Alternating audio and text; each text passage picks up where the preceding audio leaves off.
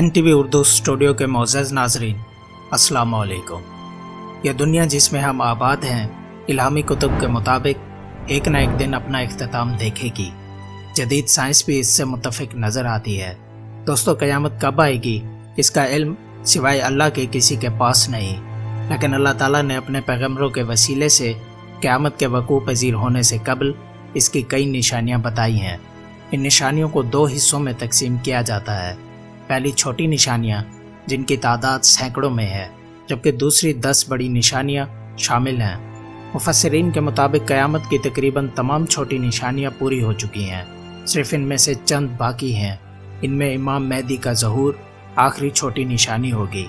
اس کے بعد بڑی نشانیاں یک کے بعد دیگرے ٹھیک ایک دوسرے کی موجودگی میں وقوع پذیر ہوں گی، لہٰذا آخری چھوٹی نشانی امام مہدی کا ظہور، پہلی بڑی نشانی حضرت عیسیٰ علیہ السلام کا ظہور ایک دوسرے کے بعد اس طرح وقوع پذیر ہوں گی کہ امام مہدی موجود ہوں گے کہ حضرت عیسیٰ علیہ السلام دمشق کی مسجد امیہ کے مینار پر آسمان سے اتریں گے، گویا دونوں ایک وقت میں اکٹھے ہو جائیں گے۔ انہی چند آخری چھوٹی نشانیوں میں غزوہ ہند کی جنگ کا ذکر بھی ملتا ہے۔ غزوہ اس جنگ کو کہا جاتا ہے جس میں آپ صلی اللہ علیہ وآلہ وسلم نے خود شرکت کی ہو، لیکن پھر اسے غزوہ ہند کیوں کہا جاتا ہے؟ مفسرین کے مطابق وہ غزوات جن کے آپ صلی اللہ علیہ وآلہ وسلم نے فتح کی پیش گوئی کی ہو انہیں غزوات موعودہ کہا جاتا ہے۔ ان میں قسطنطنیہ کی فتح بھی غزوہ کہلاتی ہے، لہٰذا اسی طرح ہند کی جنگ بھی غزوہ ہند کا درجہ رکھتی ہے۔ غزوہ ہند کی بشارت کے حوالے سے کئی احادیث میں ذکر ملتا ہے، لیکن ہماری معلومات کے مطابق ایسی 5 احادیث ہیں جن کی سند پر کسی کو ذرا برابر بھی شک نہیں، کیونکہ ان کے راوی حضور نبی کریم صلی اللہ علیہ وآلہ وسلم کی جلیل القدر صحابہ ہیں۔ ان میں حضرت ابو ہریرہ جن سے 2 احادیث مروی ہیں، حضرت ثوبان رضی اللہ تعالیٰ عنہ، حضرت ابی بن کعب رضی اللہ تعالیٰ عنہ، جبکہ تبع تابعین میں حضرت صفوان بن عمرو شامل ہیں۔ رسول اللہ صلی اللہ علیہ وآلہ وسلم نے فرمایا، اس امت میں سندھ و ہند کی طرف لشکروں کی روانگی ہوگی۔ اگر مجھے کسی ایسی مہم میں شرکت کا موقع ملا اور اگر میں اس مہم میں شہید ہو گیا تو ٹھیک، اگر غازی بن کر لوٹا تو ایک آزاد ابو ہریرہ ہوں گا جسے اللہ نے جہنم کی آگ سے آزاد کر دیا ہوگا۔ اسی سلسلے میں حضرت ابو ہریرہ رضی اللہ تعالیٰ عنہ نے مزید فرمایا، اگر مجھے اس میں شرکت کا موقع ملا تو میں اپنی مال و جان اس میں خرچ کروں گا، اگر قتل ہو گیا تو افضل ترین شہداء میں شمار ہوں گا، اور اگر واپس آیا تو ایک آزاد ابو ہریرہ ہوں گا۔ اس سلسلے کی ایک اور حدیث حضور نبی کریم صلی اللہ علیہ وآلہ وسلم کے آزاد کردہ غلام حضرت ثوبان رضی اللہ تعالیٰ عنہ سے مروی ہے۔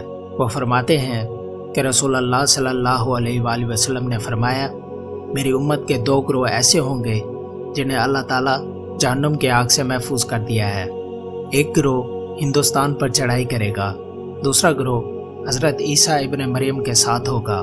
حضرت ابو ہریرہ رضی اللہ تعالیٰ عنہ کی دوسری حدیث کے مطابق رسول اللہ صلی اللہ علیہ وآلہ وسلم نے فرمایا، ضرور تمہارا ایک لشکر ہندوستان سے جنگ کرے گا، اللہ تعالیٰ ان مجاہدین کو فتح عطا فرمائے گا، حتیٰ کہ وہ مجاہدین ہند کے حاکموں کو بیڑیوں میں جکڑ کر لائیں گے، اور اللہ اس جہاد عظیم کی برکت سے ان مجاہدین کی مغفرت فرما دے گا۔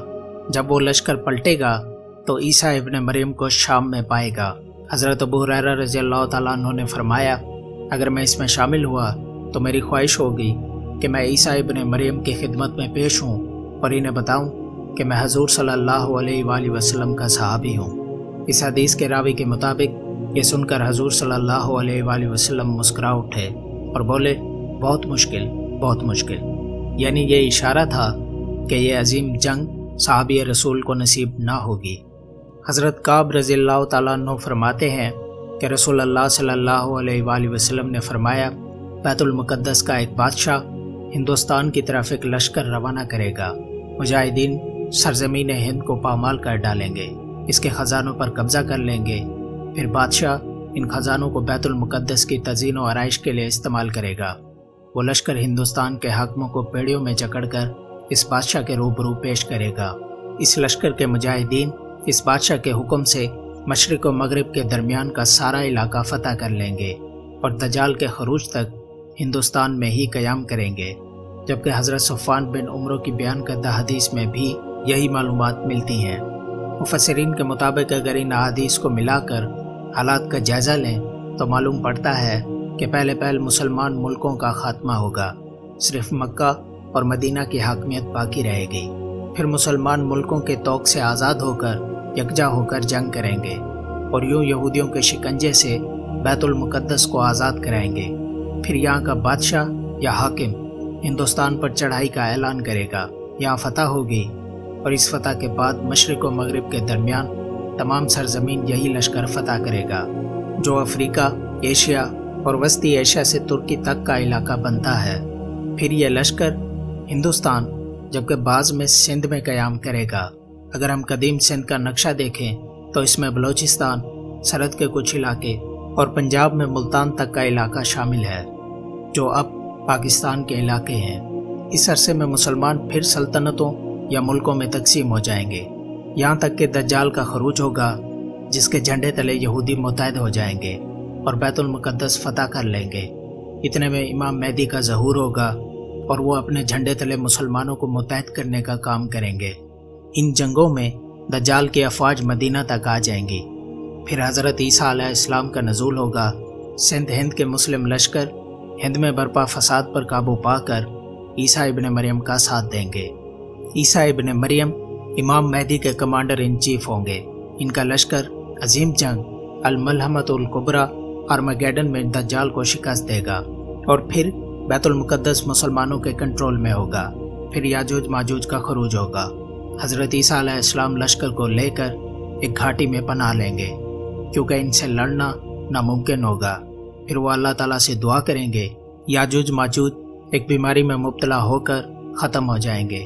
اب پوری دنیا پر امام مہدی کی خلافت میں عدل و انصاف اور امن ہوگا۔ زمین اپنے خزانے نکال دے گی، دولت کی اتنی فراوانی ہوگی کہ کوئی زکوٰۃ لینے والا نہ ہوگا۔ لوگ اپنا وقت عبادت الہی میں گزارنا پسند کریں گے۔ حدیث کے مطابق امام مہدی 9 سال، کچھ میں 12 سال تک خلافت کریں گے، پھر وفات پا جائیں گے۔ ان کا جانشین حضرت عیسیٰ علیہ السلام کو مقرر کیا جائے گا، جن کی زمین پر باقی زندگی 40 سال ہوگی۔ اس میں سے وہ کتنا سال خلافت کریں گے واللہ عالم۔ ان کے وفات کے بعد نیک لوگ بھی ایک خوشگوار طریقے سے اٹھا لیے جائیں گے، یعنی یکے بعد دیگرے تبھی موت مریں گے۔ دنیا پر اب پھر بدکاروں کا راج ہوگا اور انہی پر قیامت قائم ہوگی۔